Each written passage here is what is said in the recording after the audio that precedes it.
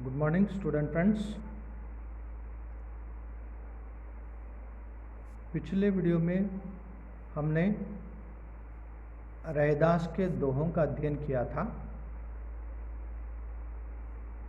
और इस वीडियो में आगे के दोहों के बारे में अध्ययन करेंगे। तो यहाँ एक दोहा है रैदास के, देखिए, जाति जाति में जाति हैं, जाति जाति में जाति हैं जो वेतन के पात। रैदास मनुष्य ना जुड़ सके जब तक जाति न जात। जाति जाति में जाति जो वेतन के पात, रैदास मनुष्य ना जुड़ सके जब तक जाति न जात। इस दोहे में रैदास कहते हैं कि जिस प्रकार केले के तने की छिला जाए, केले की तने को छिला जाए तो पत्ते के नीचे पत्ता, फिर पत्ते के नीचे पत्ता निकलता है और अंत में पूरा पेड़ खत्म हो जाता है।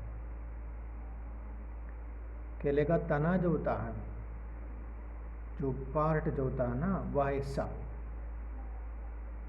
उसको अगर हम क्या है छीलेंगे, निकालेंगे, खोलेंगे, तो खोलेंगे क्या होता है, वो खुलता रहता, उसके साथ पत्ता पत्ता पत्ता जो निकलता रहता है और अंत में वह खत्म हो जाता है, उसमें कुछ नहीं मिलता। उसी प्रकार हमारी जाति व्यवस्था भी है। केले के तने को जिस प्रकार हम छीलते हैं, छीलने पर उससे पत्ते पत्ते दर पत्ते निकलते हैं और पूरा निकालने के बाद उसमें कुछ भी नहीं बचता है, उसी तरह हमारी जाति व्यवस्था होती है।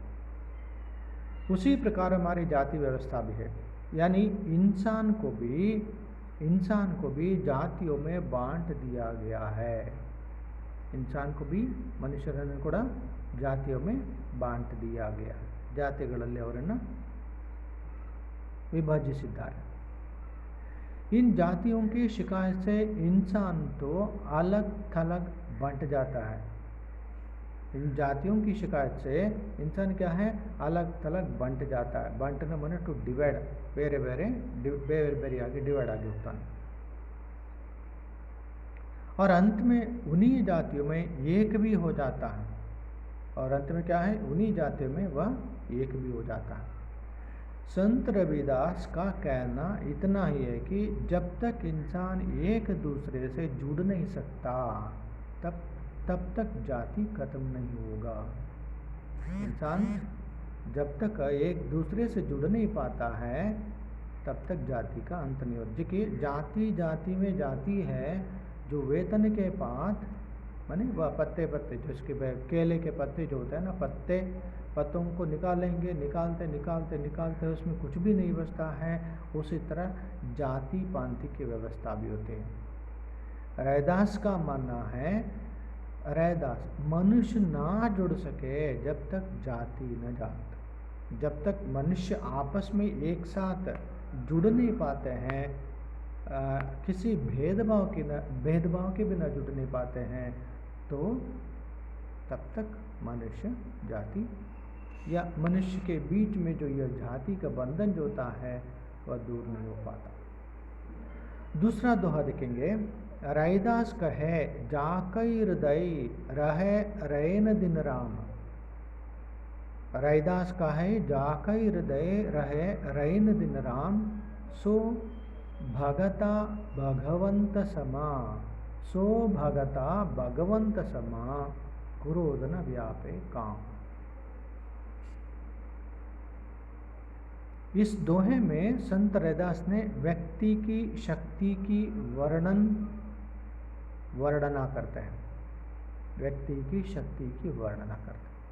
वह कहते हैं, जिस व्यक्ति के हृदय में दिन रात बस राम के नाम का ही वास रहता है, जैसे व्यक्ति राम का परम भक्त बन जाता है, इतना ही नहीं, ऐसा भक्त स्वयं राम के समान होता है। राम नाम की माया ही ऐसी है कि उसे दिन रात जपने वाले भक्त को ना तो किसी के क्रोध आता है और ना ही कभी काम भावना हम पर हावी होती है। तो यहाँ इस दोहे में रैदास कहते हैं कि भगवान जिसके अंदर होता है वह भक्त जो होता है वह भक्त श्रेष्ठ होता है। देखिए रैदास कहे जाके हृदय, रैदास कहते हैं कि जाके हृदय, जिसके हृदय में रहन दिन राम, जिसके हृदय में रहता है कौन? राम भगवान। कब? दिन रात। जिसके हृदय में दिन रात भगवान रहता है, सो भगता भगवंत समा, वह भक्त भगवान के समान होता है। वह भक्त भगवान के समान होता है। उस भक्त में क्रोध नहीं होता, काम भावना नहीं होती। क्रोध की भावना, काम की भावना उस भक्त में व्याप्त नहीं होता।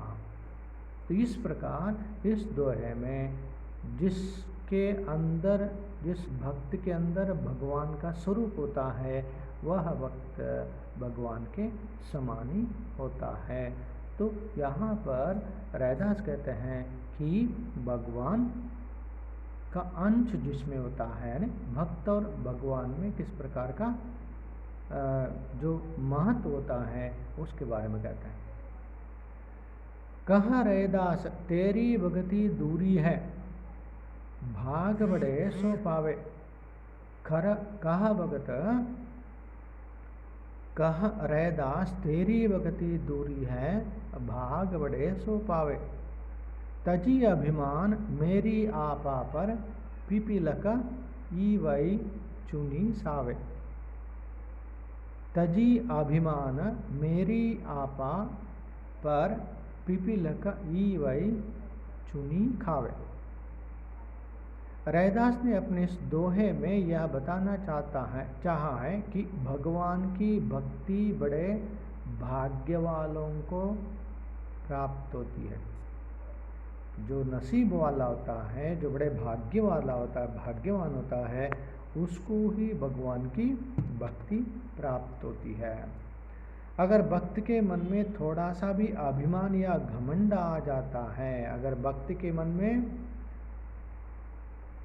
क्या है, थोड़ा सा भी घमंड, अहंकार आ जाता है, अभिमान आ जाता है, तो भगवान उससे बहुत दूर चले जाते हैं।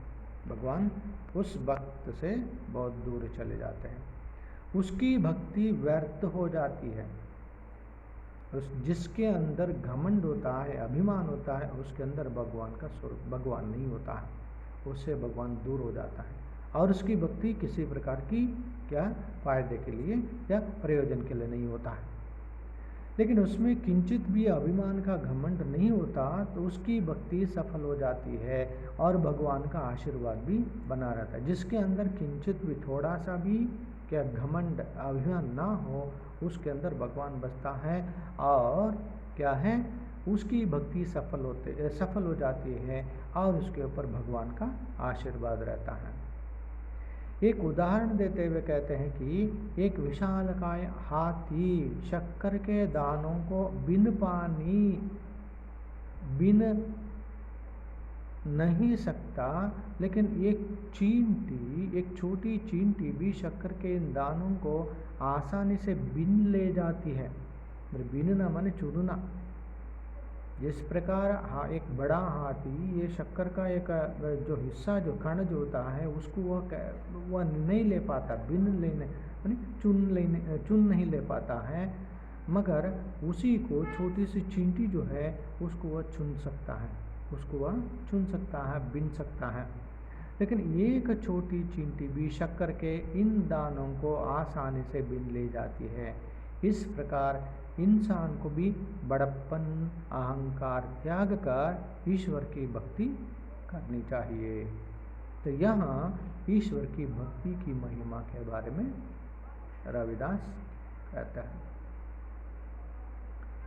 और एक दोहा देखिए, ऐसा चाहो राज में, ऐसा चाहो राज में जहाँ मिले सबन को अंत। ऐसा चाहो राज में जहाँ मिले सबन को अंत, चोरो बड़ो सम बसे, चोरो बड़ो सम बसे, रविदास रहे प्रसन्न। कवि रैदास ने इस दोहे में कहना चाहा है कि जिस देश का राजा अपनी प्रजा के सुख दुख की चिंता करता है, जिस देश का राजा अपनी प्रजा की सुख दुख की चिंता करता है, उनको समानता का दर्जा देता है, माने सबको एक समान दृष्टि से, दर्जा माने स्टेटस जो कहते हैं, एक समानता का जो दर्जा देता है, ऐसे राज्य के देश में कोई भूखा नहीं होता। इस तरह के राजा के देश में कोई भी भूखा नहीं होता। क्यों? क्योंकि जहाँ समानता होती है, असमानता नहीं होती है, उस राज्य में कोई भी भूखा नहीं हो सकता।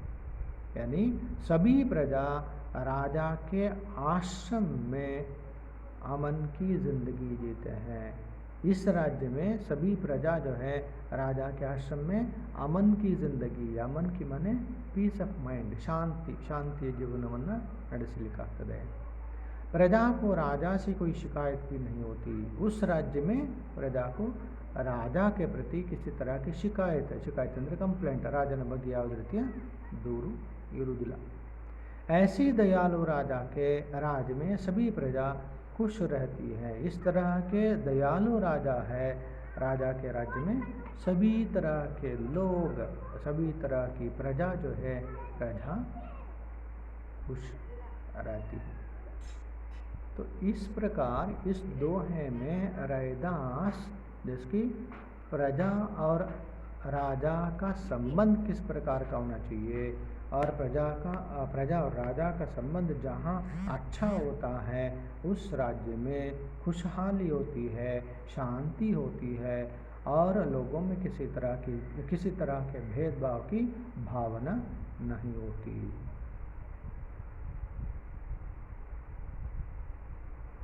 और एक दोहा देखेंगे, धन संचय दुख देत, धन संचय दुख देत, धर त्यागो सुख होई। धन संचय सुख देत, धर त्यागो सुख होई। रविदास सीख गुरुदेव की, धनमति जोरे कोरा। तो यहाँ रविदास धन से किस प्रकार की शांति भंग होता है, धन से आदमी जिस प्रकार अपनी अमन चैन की जिंदगी खो देता है, तो अमन चैन की जिंदगी खोने वाला धन की कोई आवश्यकता नहीं होती, उसको त्यागने का संदेश देते। मतलब यहाँ पर इस दोहे में रैदास मूल्य माने जीवन के मूल्यों के संबंध में बताते हैं। रैदास जी के इस दोहे का आशय है कि मनुष्य को अपनी सारी जिंदगी धन संचय करने में ही नहीं लगाना चाहिए। क्योंकि आदमी क्या करता है, धन संचय करना हणವನ್ನು ಸಂಪಾದನೆ ಮಾಡುವುದರಲ್ಲೇ वह अपनी ज़िंदगी खो देता है, ಅದರಲ್ಲೇ ತನ್ನ ಜೀವನವನ್ನು ಕಳೀತಾನೆ।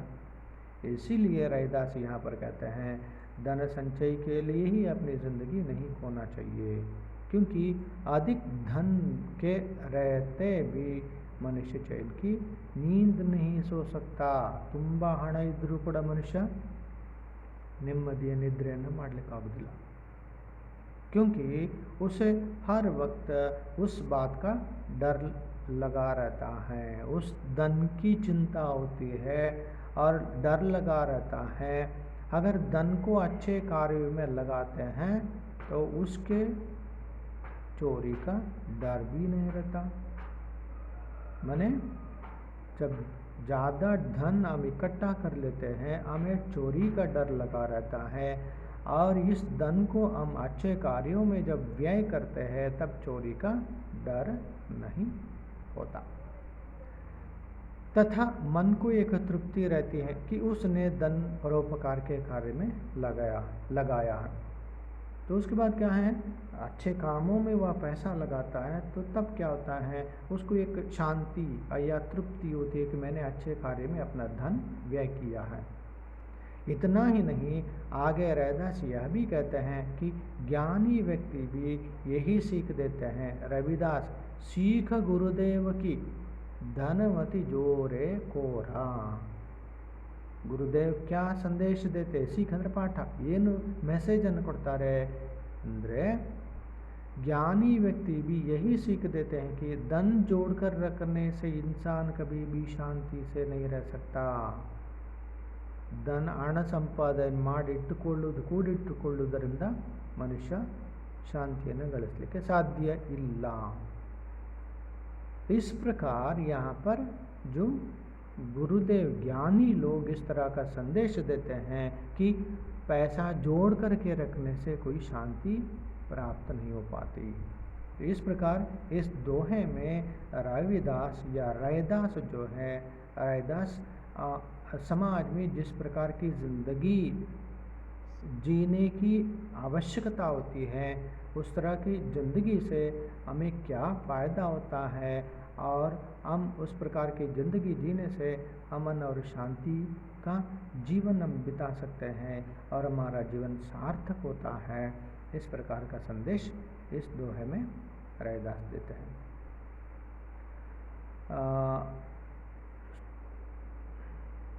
स्टूडेंट फ्रेंड्स, इस वीडियो में आज के लिए इतना काफ़ी है।